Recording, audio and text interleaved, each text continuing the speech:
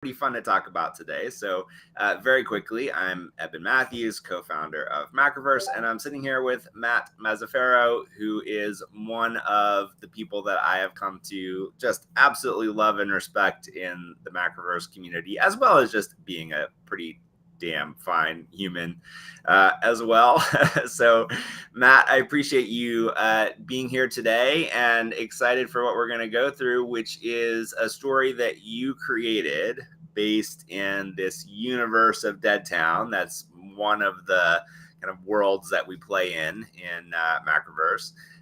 We're going to give anyone watching now or later a like true kind of I can't say spoiler free, spoiler filled experience of what this story looks like. And hopefully for good rather than bad, some of this will be stuff that Matt is actually seeing for the first time as well. So you'll get a genuine reaction as we go through these pages, with the purpose of actually really looking at the shape of the full episode, talking through kind of the script that's there right now, seeing if there are any you want to make. And then by the time we're done talking today, we'll be ready to kind of go in and do the final polish, the production of this episode, and see that, you know, released out into the world for everyone watching and everyone not watching at some point in 2023. So Matt, first of all, thank you and welcome. And please, you know, before we dive into the story and the process, you know, just tell people a little bit about you and what attracted you to this, and kind of, you know, the journey of kind of being a storyteller, wanting to be a storyteller, and kind of how we got here.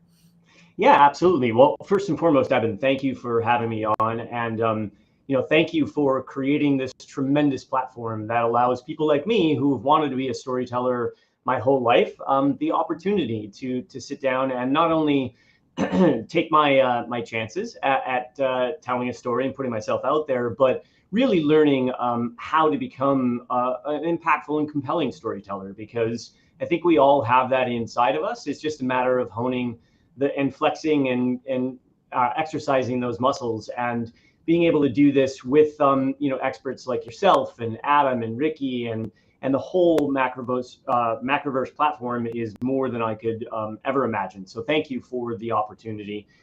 So my name is Matt Mazzaferro. I'm actually a brand marketer. I've been a brand marketer my entire professional career, and I've told stories my entire professional career, but much more on brands and products, and you know, why those things are important for you in your life.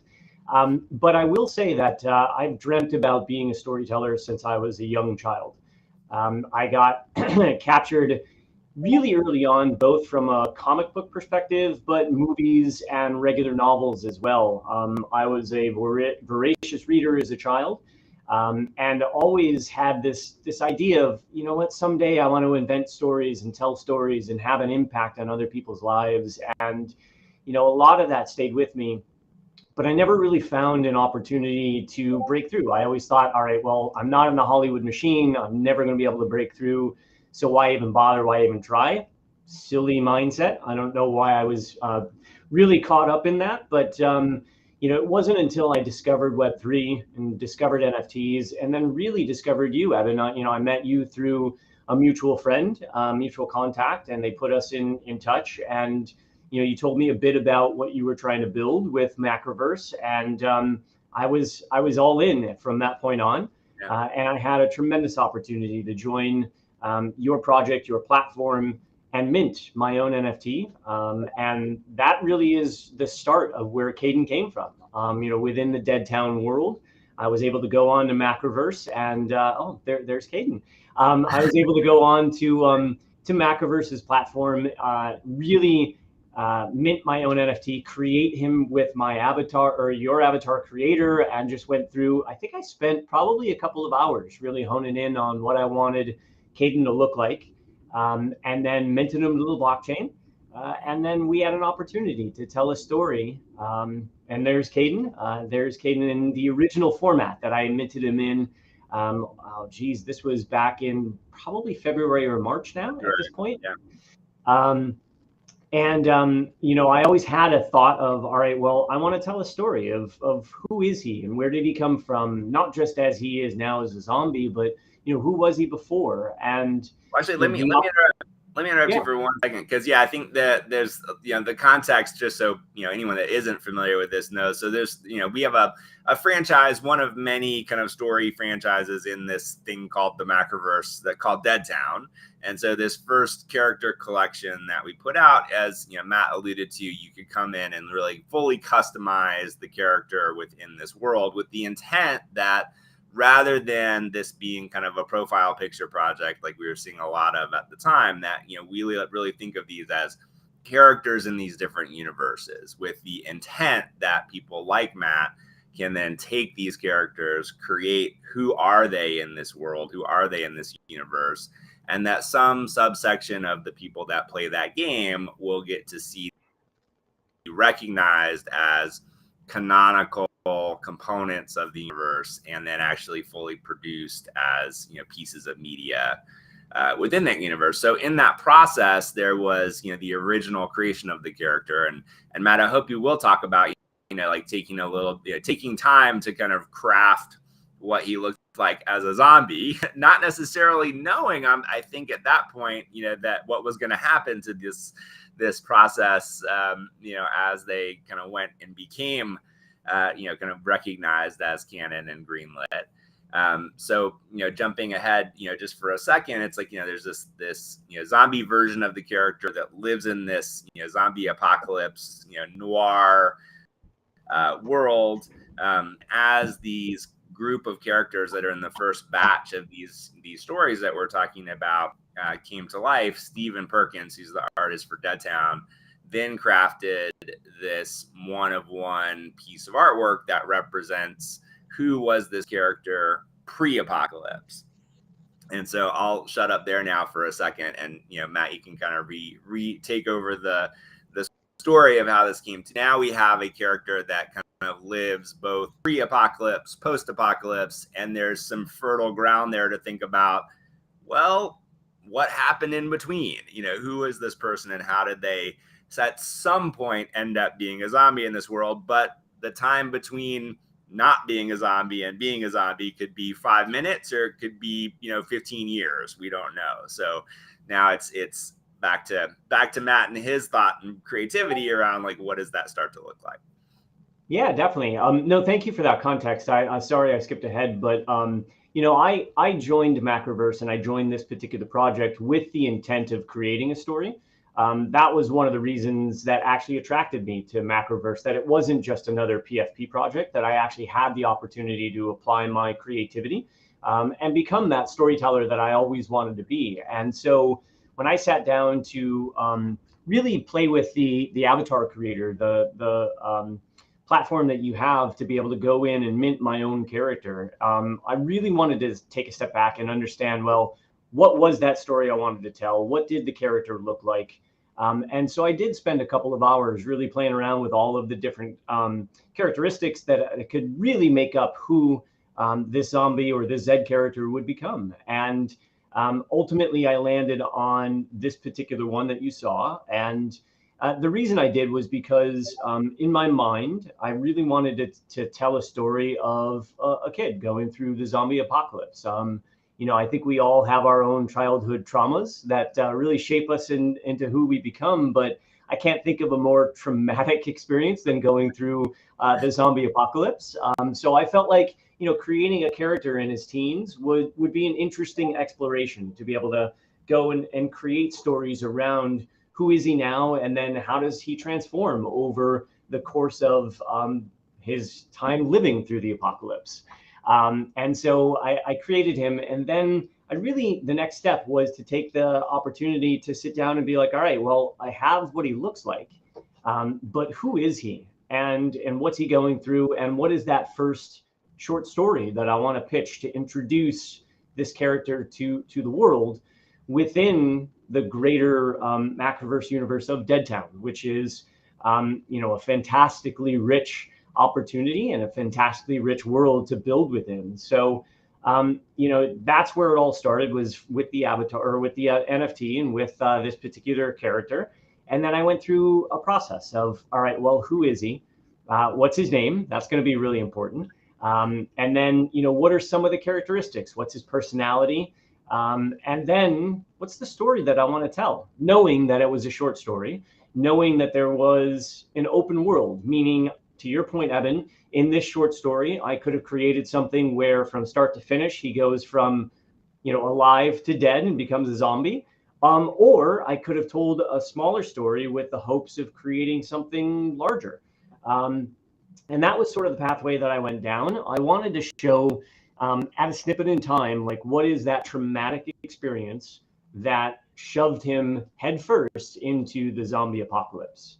And over the course of the 8 or 9 pages that we've got, I wanted to show a little bit about who he was, a little bit about what he just went through, and then a little foreshadowing about where things are going. Without giving too much away, I'm sure we're going to do that in a second. It was important to me to create a compelling character. But what was interesting to me was compelling in what way? Did you love him or did you hate him? And I think the way that I'm thinking about KADEN and who he is, there's going to be a little bit of both in the beginning. I think you've got a little bit of, well, wait a minute, what a little snob.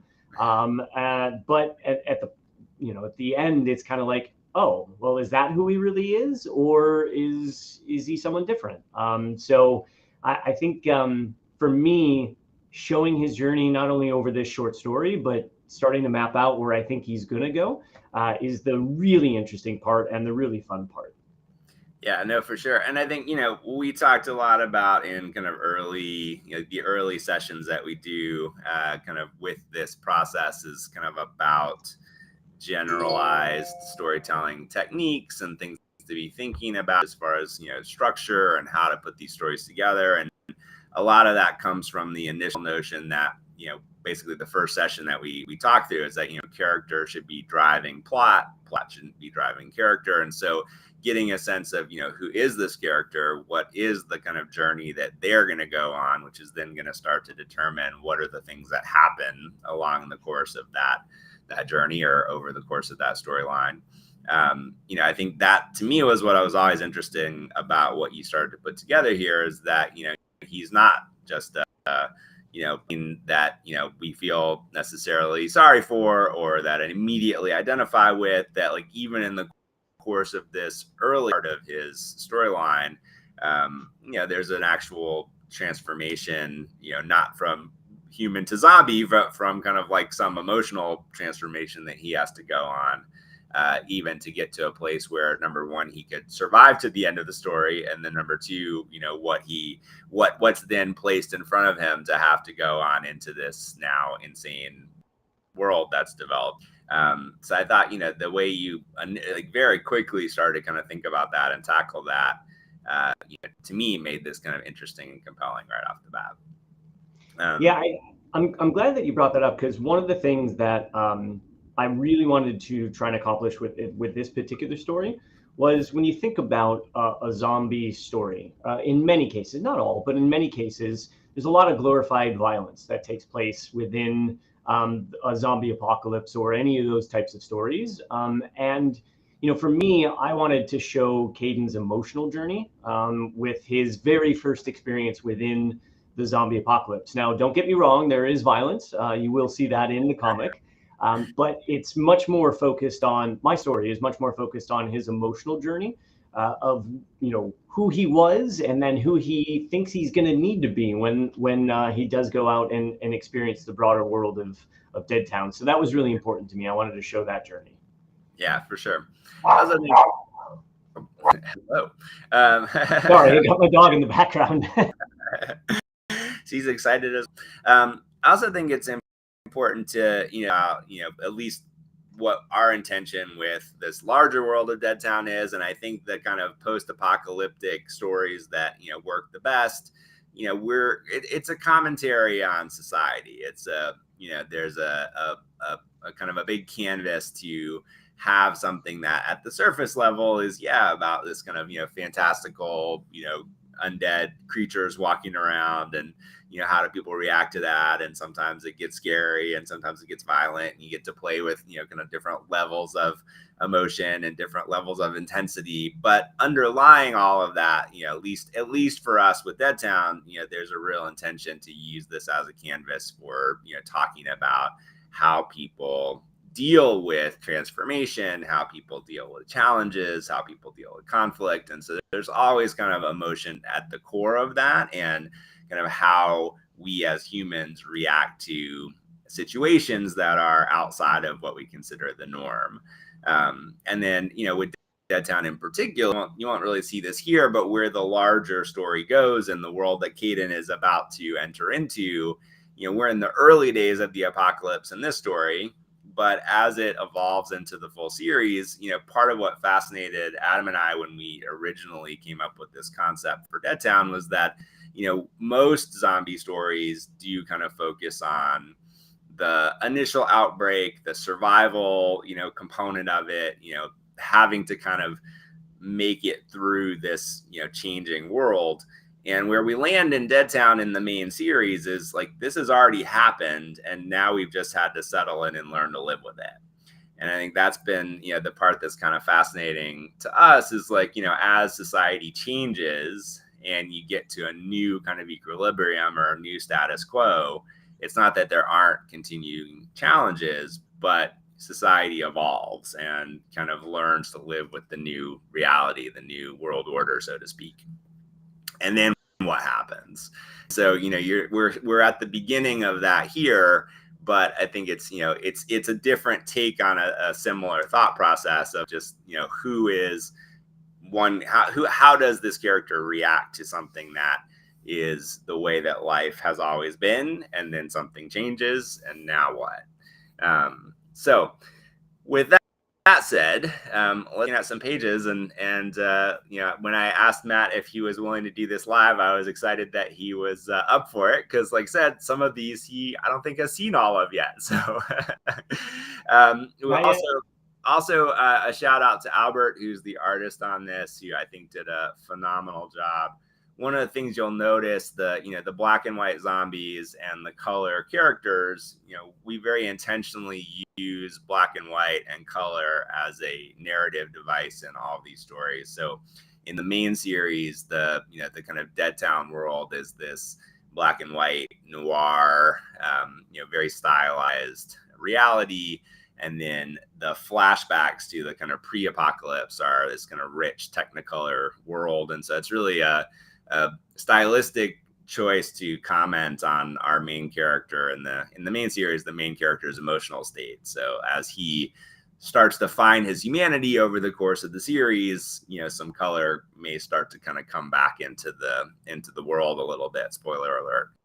So we also challenged everyone in these short stories to think about not necessarily using color and black and white in the same way, but to have color and black and white play some sort of narrative role. And so you'll see that here as well. And I think this sticks a little closer to the way it works in the main series, but it's just a fun element to play with, to be able to think about, how does color actually play a role as a narrative device, not just a stylistic device. So here we have one, comes over. And one of the things, Matt, you can kind of talk about a little bit. One of the things I loved when you pitched your script is, we start off, number one, no idea where we are, what's happened, kind of what has brought us to this first moment. But also very having this gun on the table. And, for better or worse, fortunately, when you see a troubled teen with a gun on the table in front of them, I think many people's minds are going to go someplace that isn't actually where this story goes. So I'll shut up and let you talk about what you were thinking. And then I think the way we'll do this is we'll kind of go through it and talk through it through the whole episode. And, also so you can kind of get oriented around what's here. And then let's come back to the beginning and kind of look at the dialogue and how it flows, and if there are any tweaks that we want to make, in that at this point. Yeah, that sounds good. No, I think, Evan, you nailed it. In the beginning, when I wrote this story, I wanted to open up and wanted the reader to be a little confused about what's happening, what did happen, what is going to happen. And so you can see that on this first panel where, KADEN's at the kitchen table. He's looking pretty devastated right now. He's certainly got some blood on him. He's got some tattered clothes. So he's gone through something, but you're not quite sure exactly what he's gone through. And then the look on his face, first of all, the artist is incredible. So Albert, if you're listening, if you're watching either live or later, I can't tell you how ecstatic I am, even just off this first page, seeing the emotion that you were able to capture. Evan, that was something you and I talked about really early on, which was the artist really had to be able to capture the emotion, given the fact that this was an emotional roller coaster, an emotional journey. It was really important to capture that. And I can tell already that Albert has done that. So I wanted to open up with a little bit of mystery, a little bit of intrigue, and a little bit of, what is this character going through, and not really understanding what that is. So here he is sitting at the table. And to your point, Evan, there's a gun on the table. And you've got some interpretations that can go through your head about why is that gun on the table and what's going on and what happened. And, for me, I think it was important to establish that right away because over the course of this comic, you'll see him sitting at the table going through an emotional journey. And I can tell already stylistically that, black and white is present. And then to your point, the flashbacks are a little bit of the color. So on this first page, you've got, KADEN at the table, really wondering or processing what just happened. And then you got some flashbacks. And the flashbacks are really meant to set the stage of who was KADEN before he went through this trauma. Uh-oh. Did we lose you, Evan? I think Evan might have froze. Hopefully he comes back. But as we look at this, the present time, KADEN's a 15-year-old boy sitting at this table, looking devastated. His flashback, at least here, he's a bit younger. And he's in the backyard throwing the ball around. Uh-oh. I think we lost him. He'll be back. Don't worry. I'm sure he'll be back. Rommel, how are you? So good to see you. You hear me now? I can hear you now. Okay. Sorry about that. Just when we were getting to the good part. So let me pull the art back up. No worries. No worries. Yeah, I'm not sure what happened there, but hold on just a second. Technology is great until it doesn't work for us, right? That's exactly right.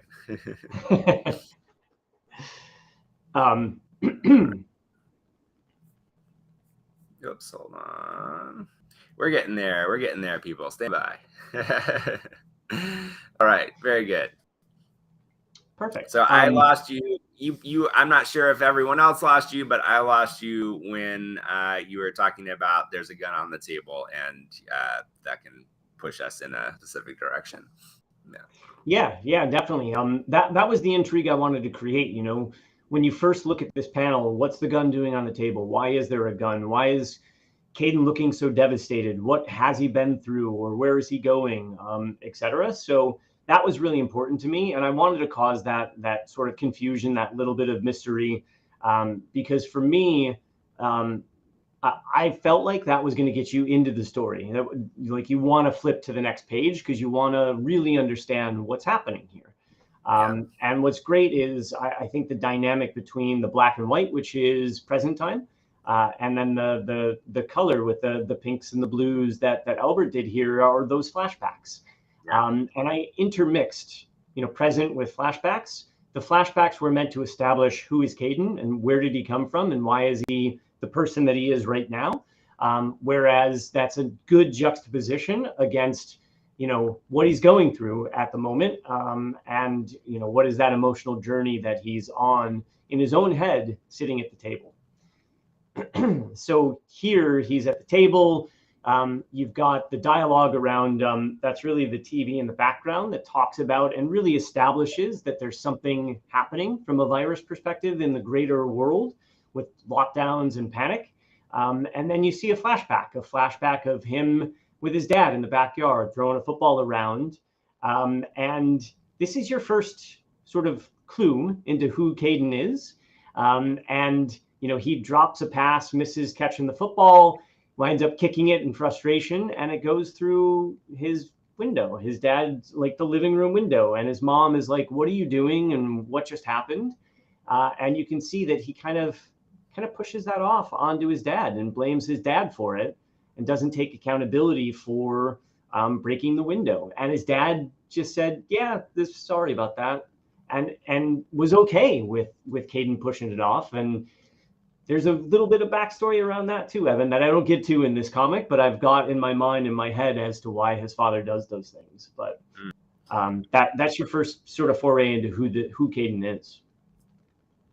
More to come. I love it. So, all right, here we are on to page 2, and spoiler abound.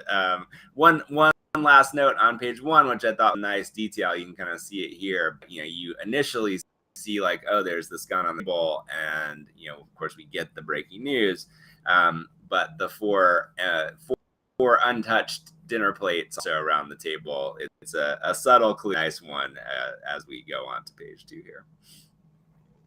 Yeah, absolutely. So the first panel in the upper corner, you can see, and the breaking news, so that really establishes that talking about the virus was news, was a newscaster, and really setting the stage for the start of the apocalypse. And KADEN's still sitting at the table, really distraught. Now he's got the gun in his hand, and to your point, Eben, you start to think about, well, wait a minute, it was sitting there, he wasn't touching it before, now he's got it. What is he thinking? What is he going through?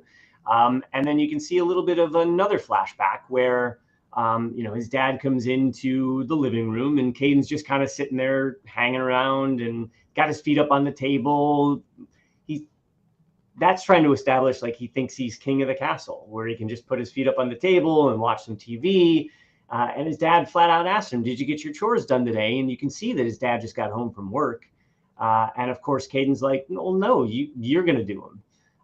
And again, just sets that establishment of like, who is KADEN in his own mind, and what is that interaction between him and his dad?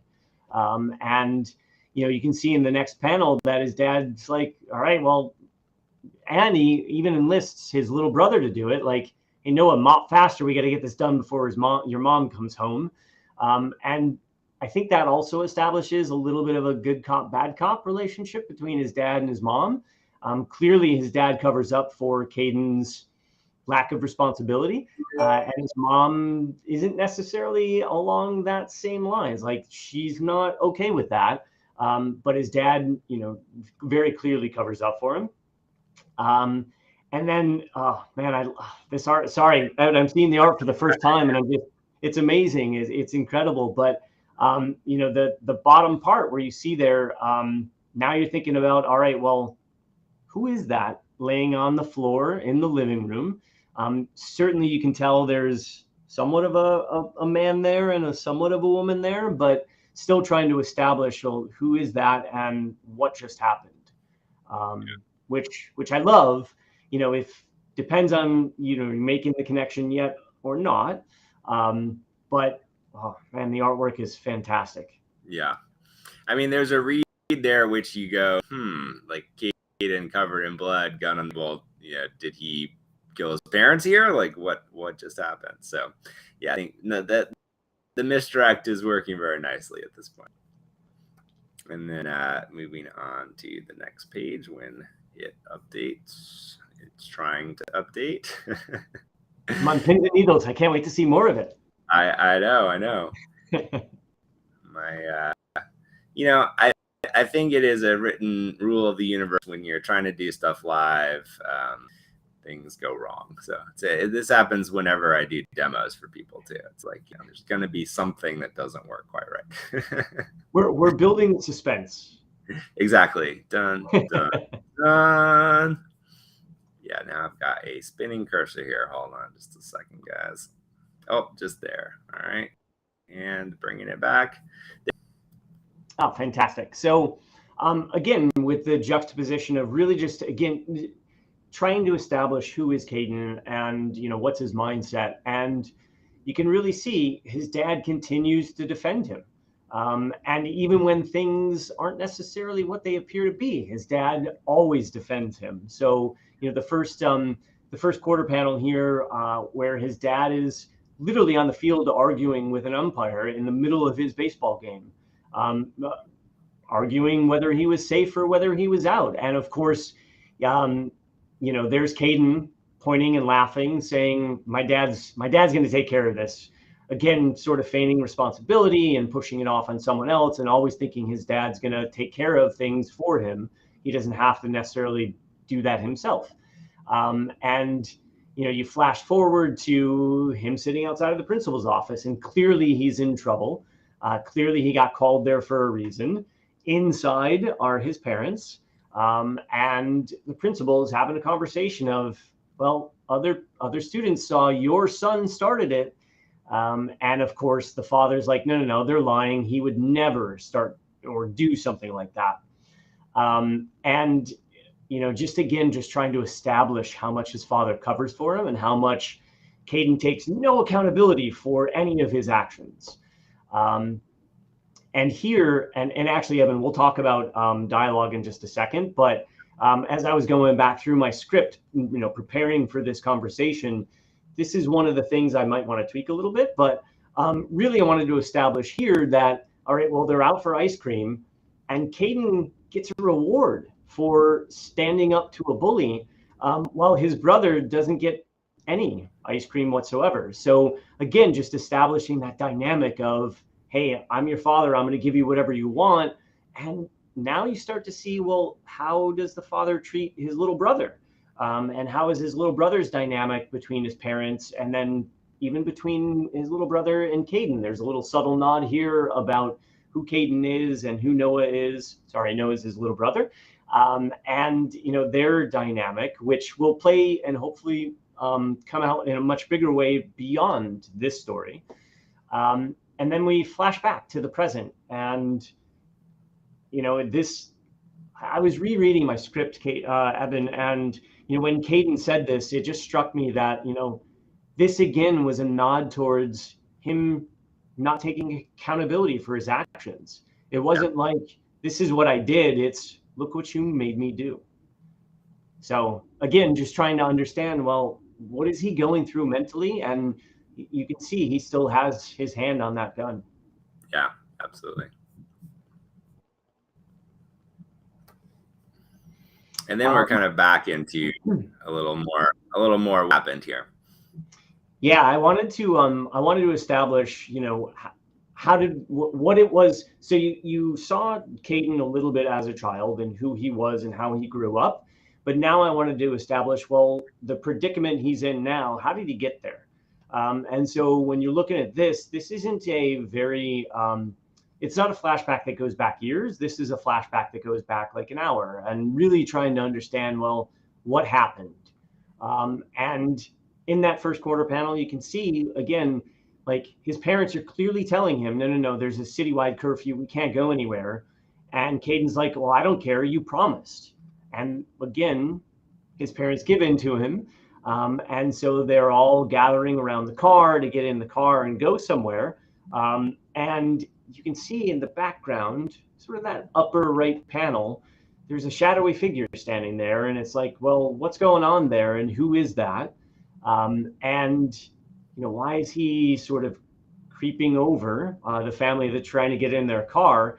And then you can see, you get in and you flash into his face, and clearly he's a Zed, a zombie. And now all of a sudden, the next panel, he's really up on KADEN. And KADEN's not paying attention. He's engrossed in his iPad, just like he normally would be, not paying attention to anyone else but himself, and trying to do things for himself. And his mom George is their neighbor. So his mom sees their neighbor, and she's kind of like, are you all right? She can't really see his face. We can, but she really can't. So she's not sure what's going on just yet.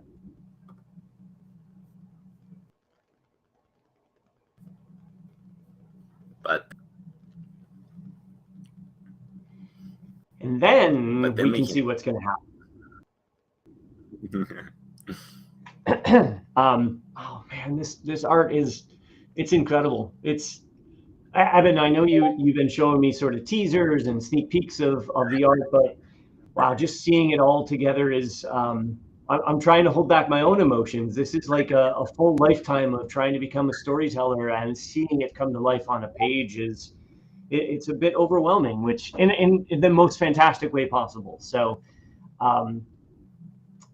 anyways, here you can see the neighbor about to take a big old bite out of KADEN, and we know what happens when Zed's zombies attack people and get those bites. And what's amazing to me is the mother, and I know haven't really established that just yet in the comic, other than a subtle nod to good cop bad cop between the mother and the father, but the father is clearly very overprotective of KADEN and really does whatever he can to ensure that KADEN's always in the right, never in the wrong. And the mom doesn't necessarily agree with that approach. She tries to have KADEN, find his own way in the world and navigate life in a way that will he'll become a productive member of society.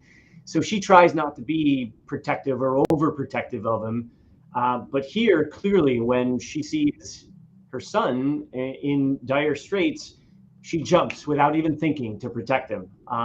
And that's where she attacks her neighbor. And she doesn't really know what's going on. Yeah, they know that there's this virus because she knows there's this curfew, but doesn't know exactly what's happening in the outside world, and attacks without even thinking about it.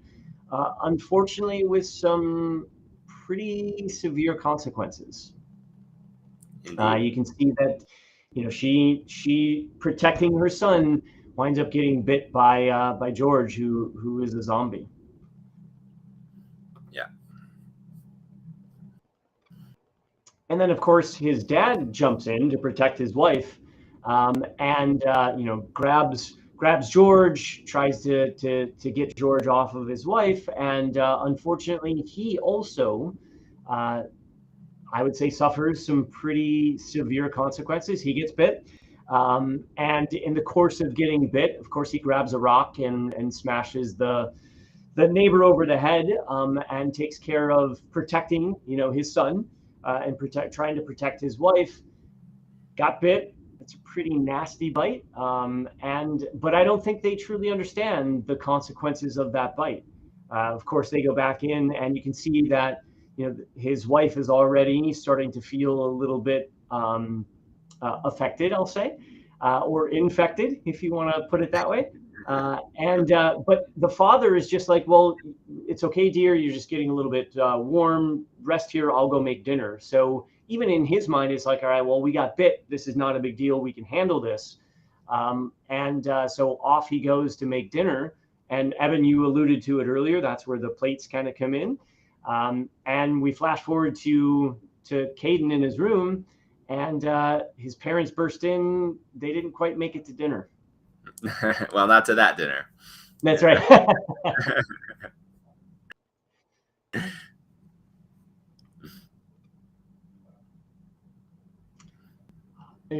Sorry, just absorbing the artwork. It's phenomenal.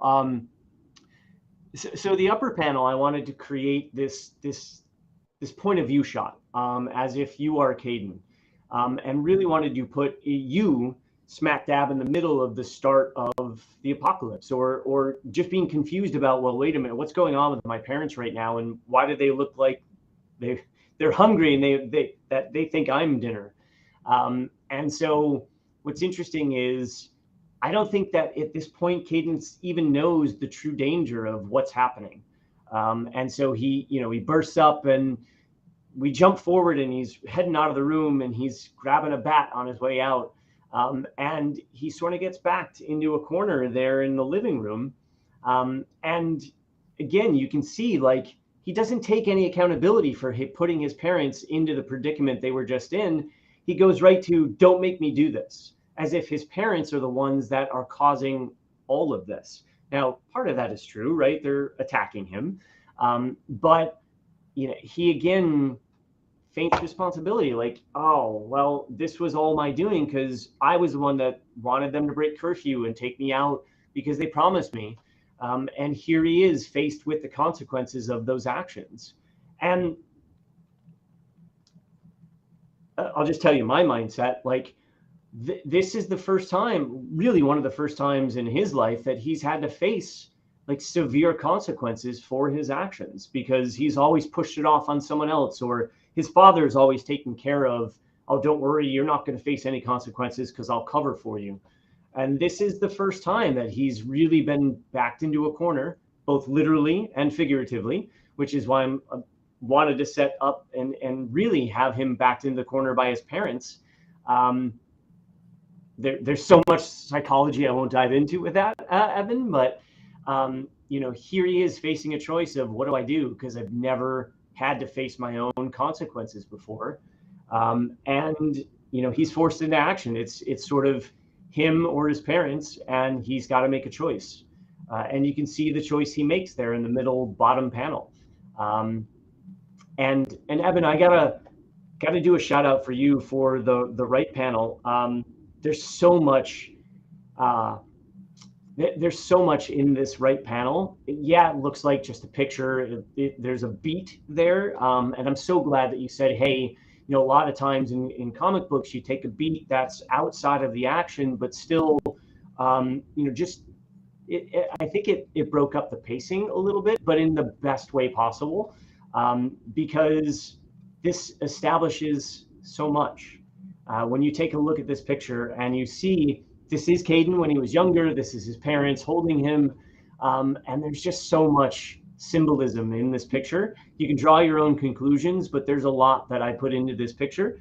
The reason why I wanted to have this was really to establish who he was, who his parents are, how much they love him, the overprotectionism, but then you can see some of the brain matter of his parents on that picture and the consequences of him and who he, like, how his parents raised him without any responsibility, all led up to what you're seeing now.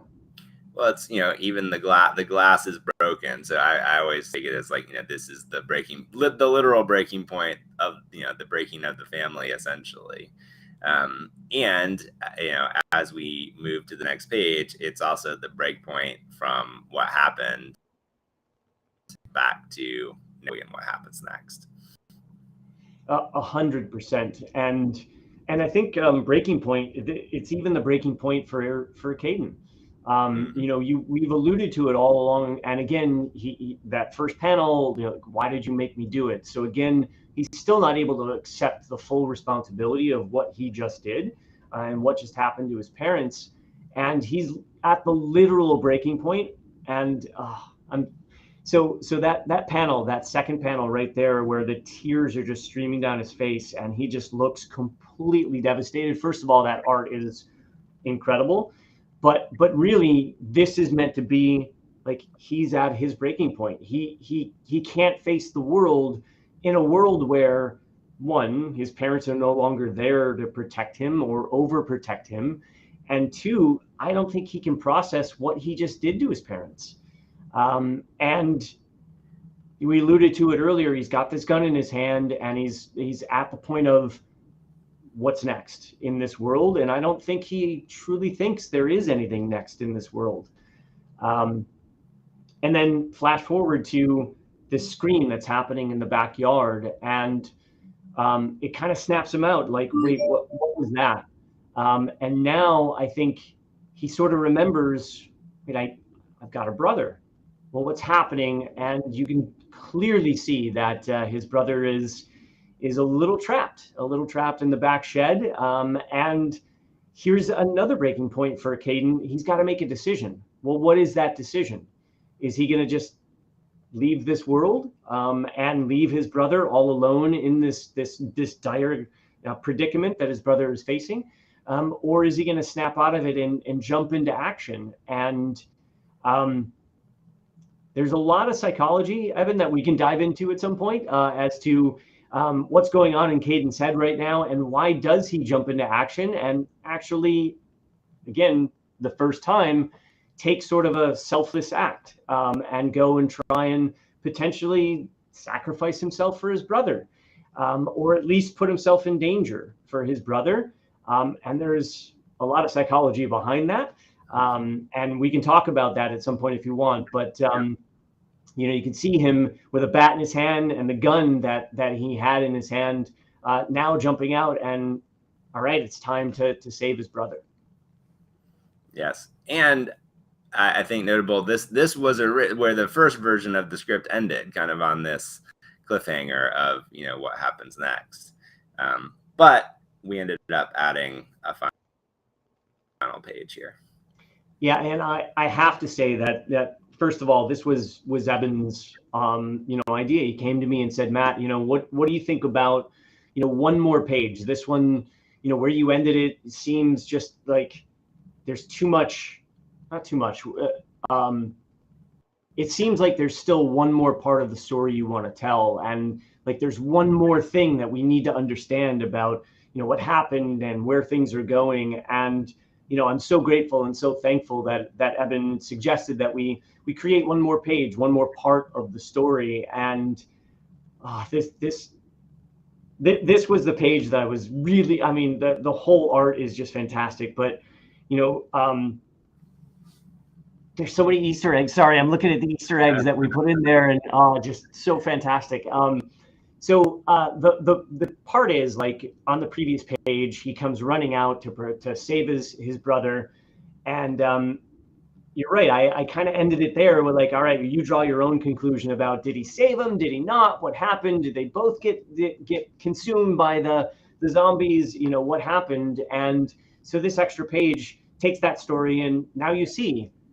Yep, KADEN, took care of things. He went out and he protected his brother, and he saved his brother from the zombies that were attacking. And now all of a sudden you're like, all right, well, he saved them. Are they safe? And that's where this broader page kind of, we lift up and out of the backyard and out of, because up until now you've been in KADEN's little world, and he's got these blinders on around, this is what my world has been, and this is what my world is now. And even still, like, I love this perspective. The fence is taller than KADEN and Noah. So although we're up above and we can see the broader world has gone to, excuse the language, but hell, even then, KADEN and Noah don't really understand what they are now going to face, and what they now have to face. And you can see a little snippet here of, the neighbor's house is on fire, and there are zombies all over the neighborhood. And even broader into the distance and further into the distance, you can see the city that they live in, and what we call DeadTown, and that's on fire, and the smoke and everything is just gone to hell. And sort of this is where it's like, all right, well, what's next? And what is that world that they're going to face? There's a road ahead for sure. There's definitely a road ahead. Very cool. Awesome. Well, thank you for it, and fun to watch you do that as to see everything as well. So I will, of course, send you all of this after this call, so you'll, have it in front of you and kind of dive a little deeper into it. We don't necessarily have to make these decisions live at this moment, but I do think, there are a few things that pop out to me, which I wanted to just throw out as observations or kind of things to have you think about a little bit. So I think, my perspective at this stage in this process is, especially for the writer, the way that we approach it, within Macroverse, is that this is the final draft of the script. So you get, you turn in a draft that does the job of communicating to your artist, this is the story that we want to tell. Ideally, you've got a phenomenal, creative collaborator like Albert that then brings their own, special magic to the creation of the artwork. And then you've got something where it's like, okay, you've got this real amalgamation of story and art. And it's kind of what comics do so beautifully, is it's, you can't really now separate one from the other. And so what I often find is that there are things that you wrote in the script that you needed to clarify for the artist so that they would understand what's happening, that actually are completely unnecessary now, because if they've done a great job like Albert has, a lot of it is just handled in the visual storytelling. So I think there's kind of now two things to kind of be looking at. One is, what can you take out that's unnecessary? And then what do you potentially want to put in that helps clarify or take something that is now kind of obvious in the visual and puts a little spin on it, for example, so that you learn more about the characters themselves, more about kind of the interaction between them, their emotional state, the journey they're going on.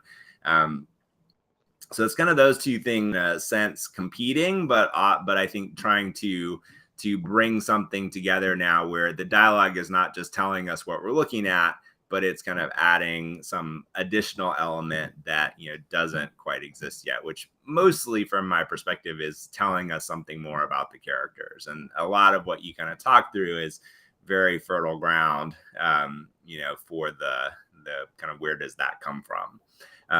A few other things just to note, you know, in this process is that, you know, like we've got this space at the top here, like that's where we'll put like titles and credits and stuff like that. So that's kind of an intentional area for that. Things like this word balloon, which is the newscaster, you know, this will get a little bit of a different treatment so that you tell that it's kind of an electronic, you know, voice of it looking like a word balloon. You know, it'll have a little more of a kind of stylized, you know, version to it, so they at least tell that it's something different. And then when you see the TV page, that'll start to connect. So, you know, what we do at this stage is just like, let's get the words on the page so you can kind of start to see how it comes together and lays out, and then we'll continue to kind of tweak stuff to make sure that it all kind of seamlessly fits together. You know, that it's easy to read, that the word balloons are kind of positioned properly so that they read in the right order, and like, you know, all those things will kind of continue to get tweaked a little bit. We go from here to final. So, you know, a couple of things I thought. One is, if you don't mind me just kind of sharing I'll kind of download my thoughts to you, and then happy to kind of go back to whatever you want to, you know, talk about a little bit further. But I think, you know, in here, like, I think having the titles and credits here, leaving this first panel, you know, wordless, and we kind of draw our own conclusions, I think works really, really well. Given the shape of the pages, I'm not sure that this needs to necessarily be in panel 2. I'm wondering if we want to think about some way of segueing this into the flashback a little bit, and the some version of, you know, why did you make me do this? You know, could actually be nice to give KADEN the first word here. And so if this first page is kind of about him, what's happening with him starting to kind of play this sequence back through his mind, or have this series of recollections, which I think ideally you want to all kind of tie into the turn that he does make emotionally. So it's almost like this traumatic event has sparked a series of recollections where he's coming to some sort of relation about his selfishness, and then hopefully we can kind of pay that off with his choice to step in and save his. So I think it could be nice to just move this, you know, kind of what's actually happening in the world off of page 1, and just let us kind of live in KADEN's world here entirely. And so, you know, again, I think there could be some kind of, you know, he's you know, essentially silently reflecting in panel 1, has some kind of something to say that kind of segues us into the flashback. And then I think here in this conversation between mom and dad, you said it, and it's the way that I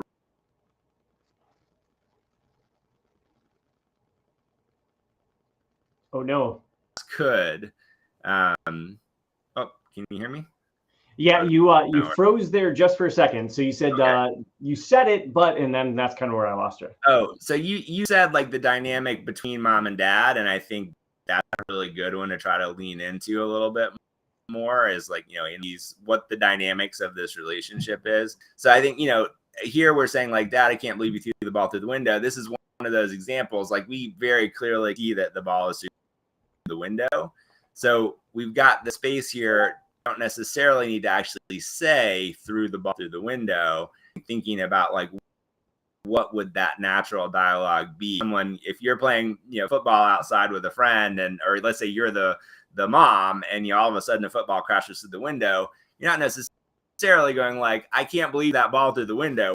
We all know that just happened. Instead, it's like, I don't know if we've established Dad's name, but let's say, Dad, what just happened? And then he's like, oh, sorry, I fumbled, or, something like that. So I think you can think about the dialogue a little more like, what are these characters saying to each other, and a little less expositional about kind of like what we're seeing, in these panels. And I think that helps to establish a little more of that, dynamic. And I don't know, I'm not sure if we have room for it, but maybe we do. I mean, it'd be nice for Mom even to say something like, man, like, it happens too much, or, this is, this is, I'm getting tired of this, like, damage, or, I mean, I don't know exactly what the dialogue is. That's not it, but it's like, could be nice to have a little interaction there, even though we don't have a ton of space for it. It could also be nice to give, some sense of like Dad and KADEN's relationship, where it's not just always Dad, covering up for him, but maybe Dad is a little bit complicit. I mean, he is complicit in this dynamic. So, if he's saying here, like, maybe you've got him going like, go long. And then, you're seeing how frustrated KADEN is. And you've got, Dad's dialogue continuing like, hey, no worries. Like, you've got this. And then it's the kick, and then him covering up for it, or, something like that. But I think, just trying to like bring that dynamic together. And it could be, maybe it's not KADEN, so maybe KADEN's got some dialogue in panel 2, or maybe we got the first line from Dad, kind of like, KADEN, go long, or something like that could even be coming in here as a caption that then leads into, the flashback. So just another, again, not prescriptive, but just kind of vomiting my ideas all over you here. So, no, I love that. So those are some thoughts on page 1. So I think, we've got space in this pan. We clearly see the breaking news. So this could be the point where we get the breaking news, information. And kind of going back to like, not sure we need it here, but it makes perfect sense here. And I think we'll actually read a little more clear in that we see the connection, directly to the TV. And then that starts to also just completely connect us to this. And we still don't necessarily, see that. I don't know if you can see my cursor or not, actually, when I'm pointing at the zombies on the ground. So, I think this connection could be nice if we have that kind of little bit of information, and then, clearly that's kind of related. And then we've got, kind of what's happening here. So then I think, same thing here, just again, without knowing exactly what the dialogue should be, them having this interaction.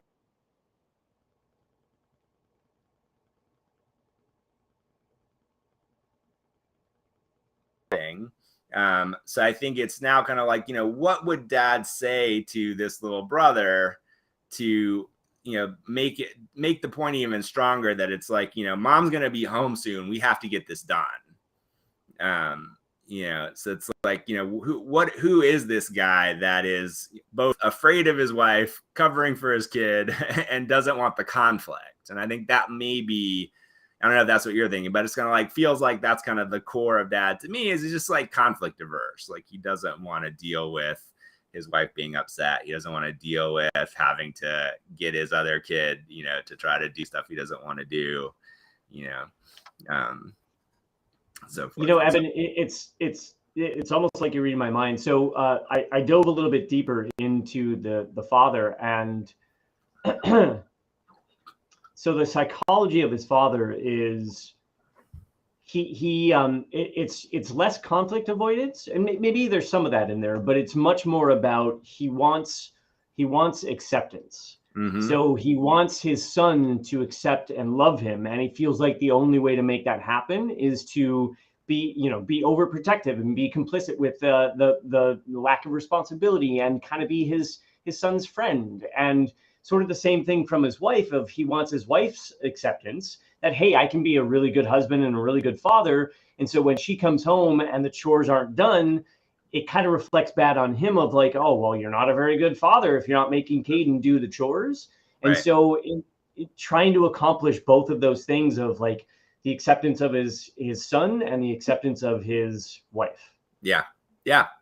So I think that works perfectly fine. Works great. I think it's just, I think as you go through this, it's just like, what does that person say to this 6-7-year-old that is gonna, necessarily just be as on the nose, but is kind of like in that spirit of like, what happens if mom gets home and the chores aren't done? Like, we got to get this done, or, something along those lines kind of speaks to that.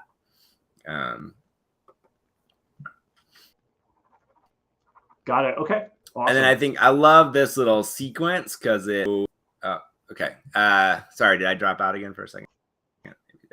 No, you can hear me now? Yep.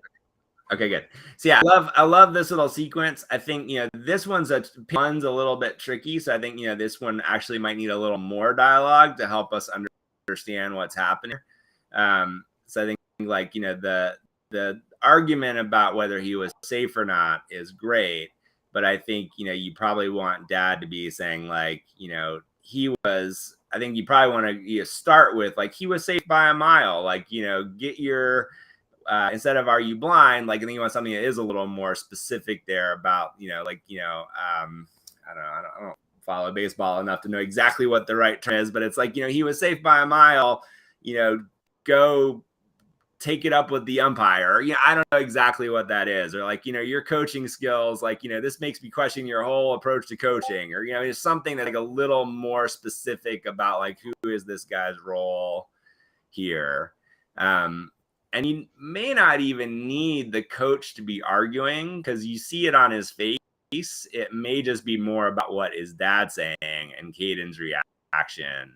And, kind of the, especially if this is kind of KADEN's world, it's maybe just more about dad and KADEN, less about the argument specifically. Yeah, I think that makes sense. And I wonder, I'll have to think through what that dialogue would be. But I wonder if it even makes sense, and maybe it doesn't, to have KADEN say something as well. Yeah, I mean, maybe it's, it could be. I mean, just a little comment, little snide comment. I mean, you could almost take a version of what you have here. I don't think KADEN would say like, a blind dog, but he could, if dad's saying like, he was safe by a mile, anyone could see that. And then KADEN's expression, and he's pouring, and he's like, yeah, you're blind, or, something like, I mean, again, not necessarily that, but it's like something that kind of like now reinforces what dad is saying. Could be a good touch. And then I think these two panels work really well together. And like the notion that they don't give him an ice cream is just like, I absolutely kind of love it in the context of this. And it's just like, I imagine my own two kids in this scenario, and this is very much what my son would be doing. So, I mean, the crying part. So, I think the only thing I would do here is, because it's so completely a separate moment, and then these two are so completely related, is I think about like how to make this feel a little bit more related. Like we can figure out, but I think we can do something with the dialogue to make it a little clearer that this is kind of moment one, moment two of the same, cause and effect essentially. Yep.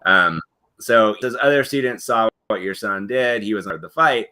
So, they're lying. KADEN would never do anything like that. I think something along those lines is fine. But that first kind of line of dialogue, I think tie it into the bully in some way, so that makes it a little clearer that those two things are the same. So, if the other student said, KADEN was bullying Jack, he started the fight, and then they're lying. KADEN would never bully, or KADEN's not a bully. And then when you stand up to a bully, you can have ice cream. So, I mean, again, that may be the bad version. Our worst ideas are like the bad version of the thing, but I think something that just makes that kind of clear that this is all related is the main thought there. No, I think that I think you're absolutely right. Definitely want to relate those two panels. The other thing that I was thinking about, Evan, and I'd love your feedback on this. in the panel where they're at the ice cream shop, and KADEN has 2 and Noah doesn't have any.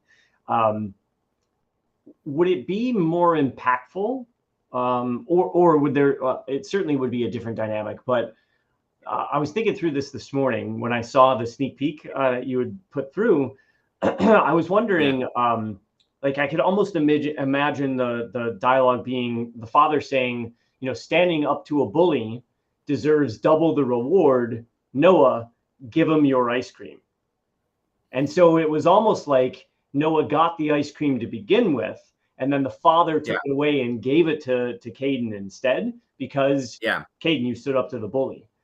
And then Noah. I love. Oh, sorry. Go ahead. No, I think I love that idea, and I think that dialogue plays better. I think, you know, standing up to a bully deserves double the reward, or, you know, something like that. I think, you know, is great. The Noah, give him your ice cream is tricky, just because we don't, like, I think we're not seeing that moment in a way that it feels like it relates quite right to this drawing necessarily. But I think the notion of, like, you know, deserves double the reward, you don't even have to acknowledge, you know, how he got it. We can draw our own conclusion there.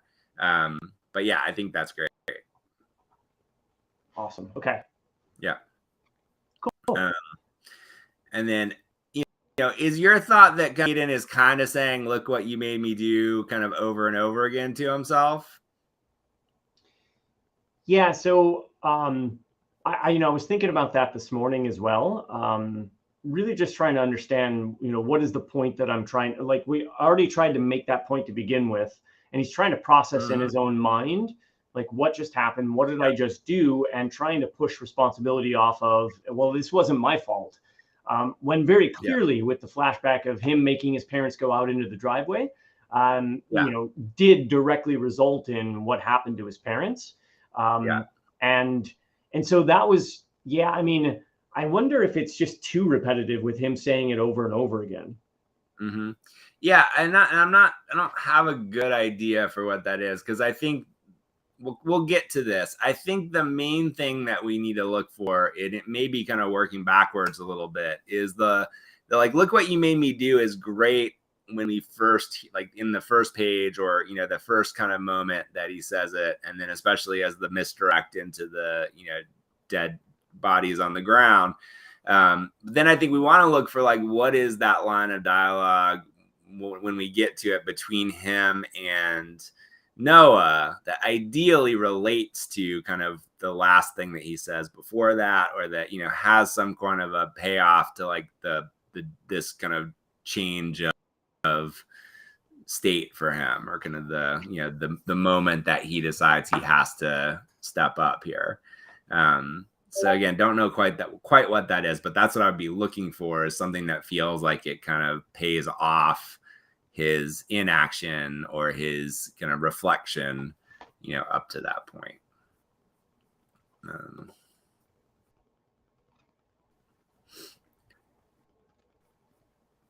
Let's see, hoping this will, that's the next page. Okay, and then, I think when we go here, kind of same thing, you know, there are a couple of things I don't think we need to necessarily, like I think this curfew we've either established, or there may be just a slightly more elegant way of establishing it in the conversation here. And I certainly don't need to say it twice. So I think if she says, you know, Kate can't go, I'm sorry, you know, maybe mom is saying, like, you know, I'm sorry, we can't go. There's a curfew in effect. We're not allowed to leave the house, or, you know, something like that. And then he just says, I don't care, you promised. And so then I think, you know, if you had a little line of dialogue from dad here says, you know, and maybe give them names, because it might help to make us feel even a little more connected to them. So it's like, if he says, you know, Sarah, we promised, and then we see them at the car, like, you know, there's some, again, sort of like, how does he get them, especially mom, who's a little more strong-willed potentially, to go along with this? You know, it's like, we'll be careful, we promised, you know, something along those lines. And this is the part I think is the trickiest, is we have no idea who George is. And I said, especially especially because we have mom and dad up to this point. Like the first time I read this, I was like, George's dad, but then clearly we realized George is not dad. You don't like, hey, the shadowy neighbor is coming. But I think we need some way of kind of bringing us into, who this person is. And, I think this is something that's like, if we had known this ahead of time, like it might have been nice to have mom kind of turning around, looking at him approaching, but it's just one of those cases where we work with what we have and solve for it. So, I think it's probably dad who dad drops the keys in reaction to, well, actually that's a question. Is it in reaction to the approach, or is it just, he slips and drops the keys? Yeah, originally I was thinking that, looking at it, I was trying to do it like from behind his dad. And so the first shot of him opening the door or putting the keys towards the door, in my mind, George wasn't there. But I see clearly in this, he is. Yeah. So dropping the keys and then coming back up, and now you see George there. That was sort of the what's the word I'm looking for? I can't think of the word for whatever reason, but that was originally the what I was thinking was George wasn't there. He drops the keys, come back up. You know how in a movie where, you drop something, you pan away from the shot that you're in, you come back, and now all of a sudden that person is there. Yeah. Probably not working here with the art. So to your point, maybe he's dropping the keys because he's startled by George standing there to begin with. Mm-hmm.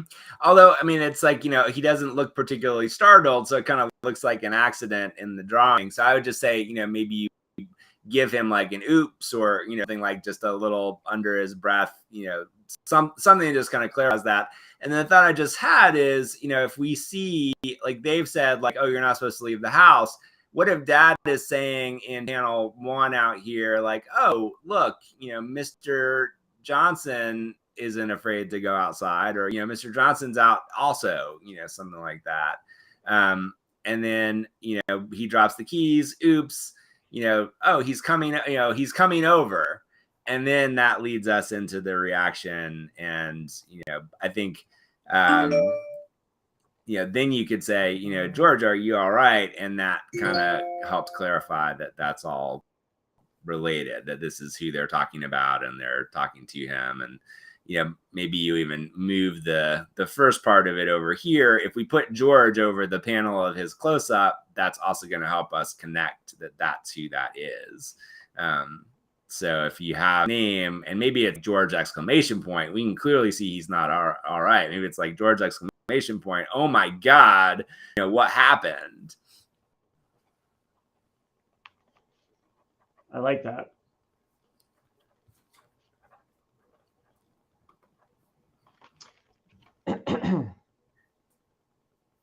Yeah. And then I think, here too, it's like, okay, I think thinking you've got him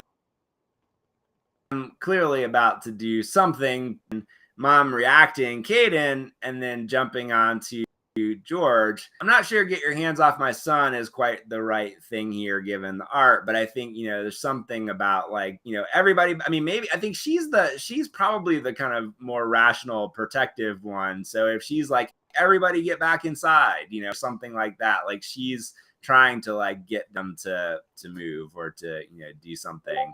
But then the fact that she gets bitten, and obviously dad is struggling with the zombie, and I'm not sure she would be yelling for KADEN to help, or that even if dad would be yelling for KADEN to help, maybe dad's saying like, I've got him, KADEN, Noah, get back in the house, or something like that. Now, maybe dad at this point is now also trying to get them to move, and that leads us directly into him also being bitten. No, I love that. I mean, it could be. To your... Go ahead. One final thought here is I think this about like in this moment of intensity, like maybe that we get to see a little different side of mom and dad here. So if mom is the one the first spring into action and is, everybody get back inside, and then dad's grabbing the zombie, and then, we don't know what mom's name is, but let's say it's, Laura, Laura, I've got him, kids, get inside, so he's kind of reiterating what mom said, now trying to help her. And then it all goes bad.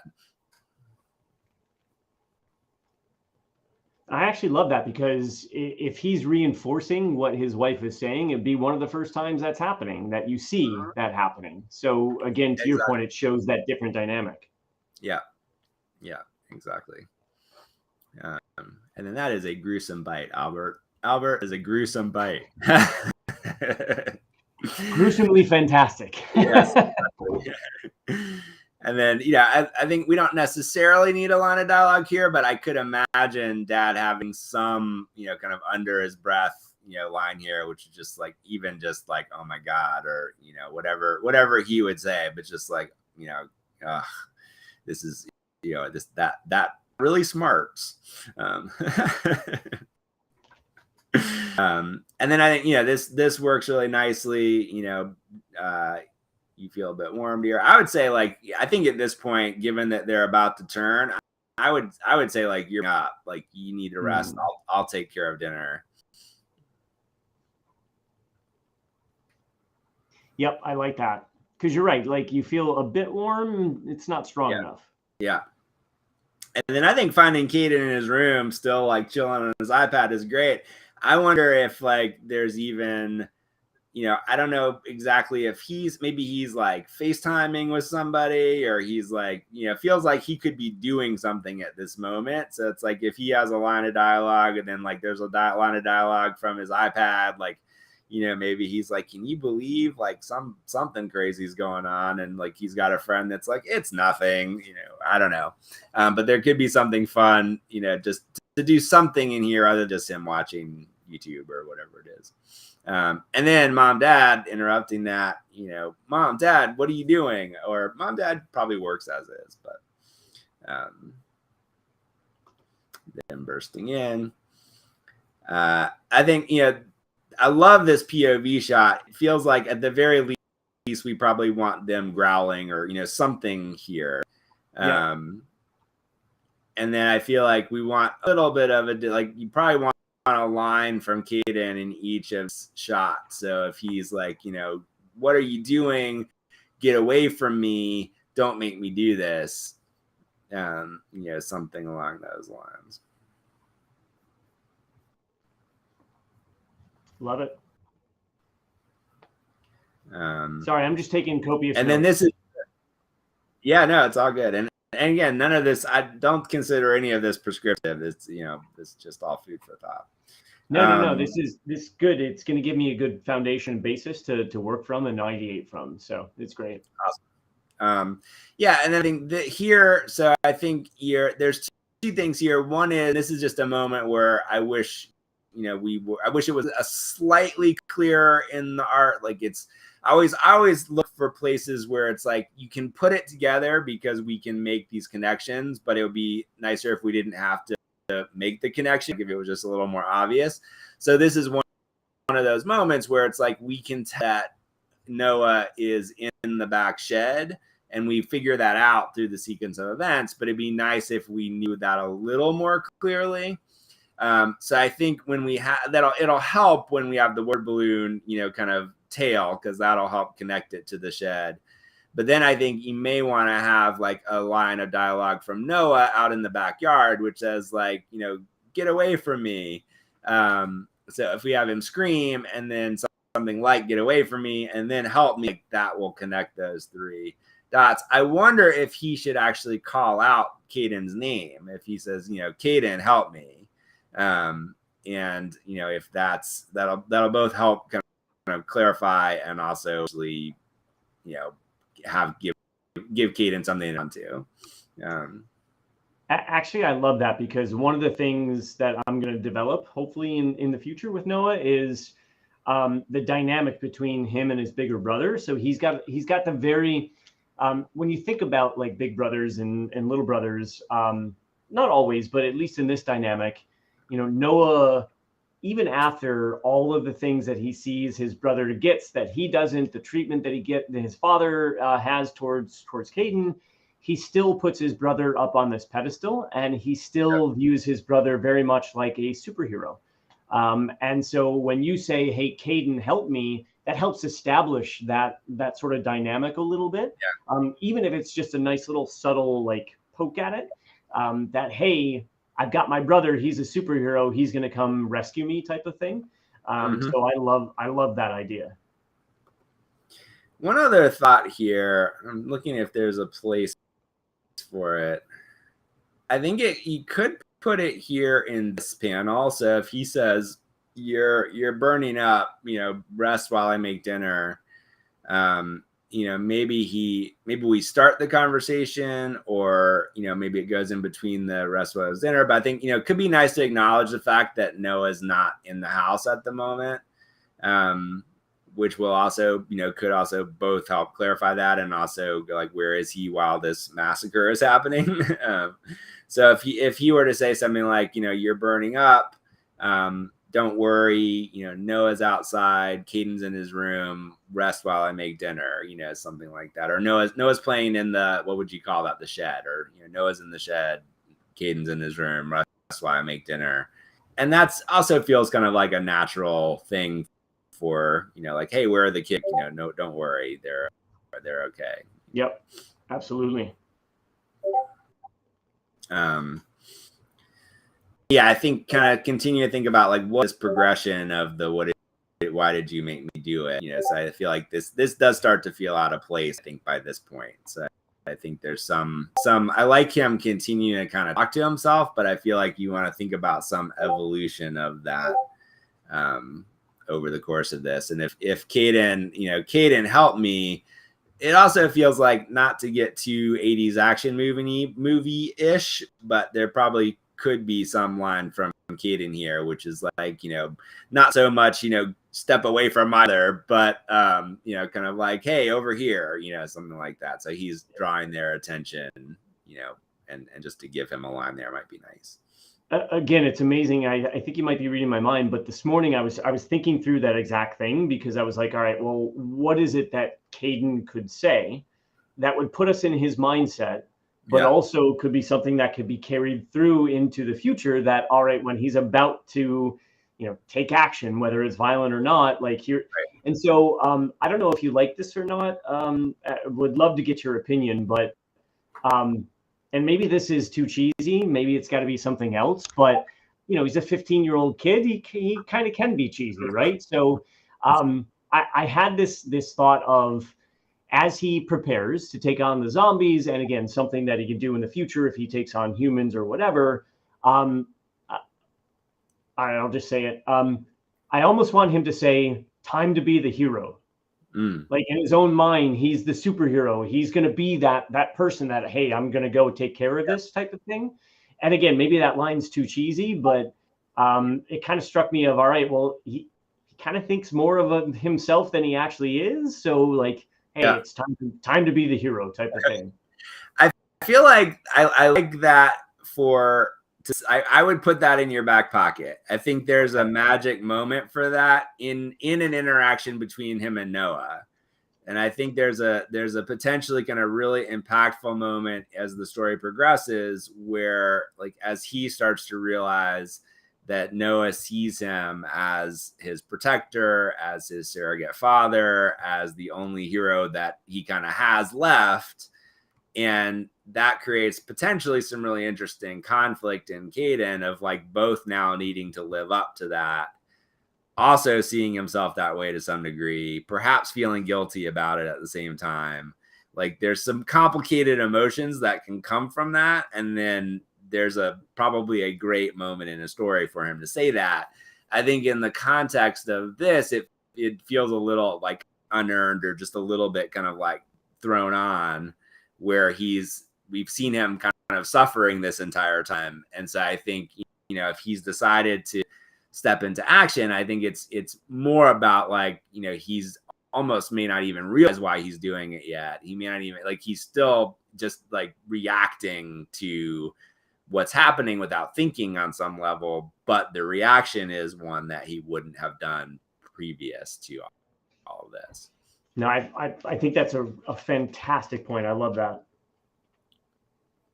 But I think, so he can say something to get the zombies in. So it's like, if it's just, hey, over here, or yeah, again, I think finding that it could be something very simple as opposed to like, dinner is served, bitches. I actually really love that, because there really is there's no comedic relief in my story. Yeah, exactly. And so I think, here, this is the right idea, but I still think there's probably a slightly more elegant way of saying, like, it's Noah doesn't know that mom and dad are dead, really. So nope. I think he's got to say something to Noah here, which is like, things are different now, but don't worry, like, I've got your back. Or, like, I think there's something that's like, how would you talk to your 7-year-old, 8-year-old brother that's a little more like, you don't have to worry. There's nothing to be afraid of. Like, I'm going to take care of you now. And that all has to get explained later, or it gets explained off camera, so to speak. But I think there's, you've got an 8-year-old with dead bodies who just tried to eat him and who are now lying on the ground. And you're, some sort of at least notion of reassurance there, while at the same time communicating the idea that, like, I'm going to take care of you, I'm going to protect you. And then I think your final line story should be that payoff line here in the big world panel, because they don't know that the world's gone as much to hell as it has yet. So whatever the twist on, the why did you make me do it is, like, that moment for that kind of final line. And again, I don't quite have what it is yet, but there's something that will just kind of tie all of it together if we can figure out what that final line is. Perfect. And to your point, instead of "don't worry, Noah, I'll protect you," there's this notion of, it's not the right words, but there's this notion of, like, it's just you and me now. Yeah. Yeah. And Noah doesn't quite know what that means, right? Because to your point, he doesn't know that his parents are killed, but in that moment, KADEN's trying to say that, to your point, like, you don't have to be afraid. It's you and me now, or something like that. I got to think through exactly what that is, but to your point, it's the establishment of, I've got you, don't be afraid, but at the same time, like, it's just you and me now. Yeah. Yeah, totally. Yeah, it's because that's not the right moment to drop it on Noah that, hey, by the way, I just killed our parent. Right. Exactly. Yeah. Yeah. Yeah. Yeah, exactly. So I think it's something reassuring, and then I think it's something that demonstrates the evolution of, I think this why did you make me do, really think about, like, every time we have that currently, how do we change it slightly so that by the time we get to the final one in the last page, it's not so much why did you make me do it as, I know what I need to do. Yep. And to your point, the why did you make me do it, like, the transition of whatever those lines are going to be, it's a manifestation, like a physical manifestation of his emotional journey of who he was to who he at least knows he's probably has to be now for his brother. Yeah. Yeah, exactly. I love it. It's good stuff. And that is the first story of KADEN. It's phenomenal. The artwork, Albert, if you're listening, if you're going to listen back to this later, thank you for treating my characters with the love and care and attention. And, the art is phenomenal. And really lives into everything that I was hoping it would be. And I think, his style just is amazing. It's what I wanted KADEN to be, and I wanted the story to be told. So first of all, Albert, thank you. Evan, thank you for taking the time to walk me through this. Yeah. I think, to to your point, like, writing the story and writing the dialogue was probably a bit more overt than it needed to be until you see the artwork, and so much can be told in the pictures and the illustrations. So to go back and just hone this and really optimize the dialogue for the story is going to be important.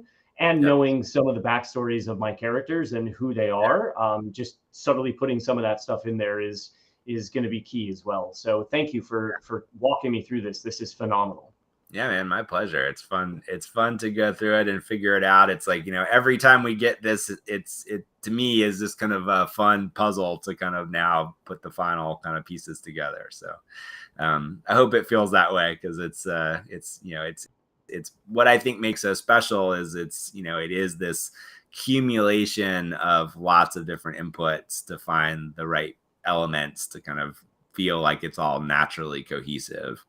And it's very close and it's very cool. So I'm very excited about it. Me too. And absolutely. Like I can't wait to go back and take the files that you're going to send to me and really start to think through what is that, because to your point, every single word has to be intentional. And so I want to make sure that I'm able to marry up the pictures, marry up who I think these characters are in my head. And then maybe even foreshadow a little bit of where things are going to go down the road. So yeah, exactly. I definitely want more KADEN for sure. I also have something, as we were looking through this, there's a role that Noah could play in something that we're working on a little further down the road as well. So I'll tease that as a conversation for a later time, but I think there could be a spot for Noah in something I'm thinking about right now. I got a little bit of butterflies in my stomach about that. So that's amazing. It's amazing. Could be fun. Could definitely be fun. All right, cool. Well, Matt, where can people find you if they want to follow along with the other stuff you're working on? I know you're actually working on a bunch of other stuff, so we'll talk about that at another stream. But I happen to know that Matt's working on some very cool stuff that is outside of this particular world, but also certainly related in some very cool ways. So I'm sure more of that will come to light in the new year at some point. But where can people find you and along in the journey? Yeah, well, thank you for that. I'm most active on Twitter, so you can find me at the Mazz. Just a shortened version of my last name. But the same handle at Instagram. I'm a little less active there, but those are the two places you can find me at. And of course, join the Macroverse Discord. I am fairly active, not as active as I would like to be, but fairly active in the Discord, so we can talk live there in the Discord if you'd like. But yeah, at the Mazz, both on Twitter and Instagram. Yes, fantastic. Awesome. Well, I will, as soon as we get off of this, I will send those files over to you so you can continue to kind of percolate on them. When you're ready, whatever the easiest way to, kind of note them, it'll be a PDF. So if you want to just literally stick notes on the PDF and send that back for us to re-letter, we're happy to do that. If you want to write it down in script format, that's fine as well. So whatever is the best, kind of process for you, we can go from there. And then, we'll get to see the whole thing kind of come together in a kind of final polished version at some point over the next few weeks. And it's going to be awesome. It's going to be awesome. So if you're looking for me and for Macroverse, I am at Ebonverse on just about all the socials for me personally, and Macroverse HQ also for Macroverse on most social networks. We are primarily Twitter as well, although certainly on Instagram as well. The Macroverse mobile app is live on Android. There's a ton of great content on there. This story and many others will ultimately land there as well.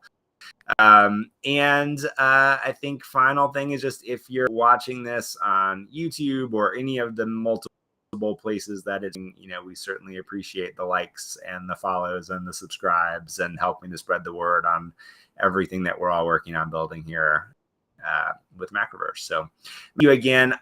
Oh, one other final thing, just in our, I guess, relationship here is Matt also hosts a radio show, which I was fortunate enough to be a guest on several months ago.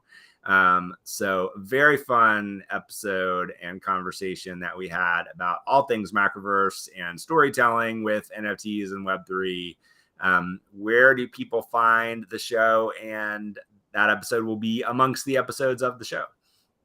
Yeah, absolutely. First of all, again, Evan, I can't thank you enough for coming on that show. It was phenomenal. It was all about storytelling and Web3 and the dynamic that's changing a bit about how stories are created and consumed. You can find our podcast. It's called Crypto Radio Network. It is a live show, but then we turn all of the episodes into a podcast. You can find us on Spotify, Apple Podcasts, all your major platforms that you would find a podcast. And look for Crypto Radio Network. We're also on Twitter at CryptoNet Radio.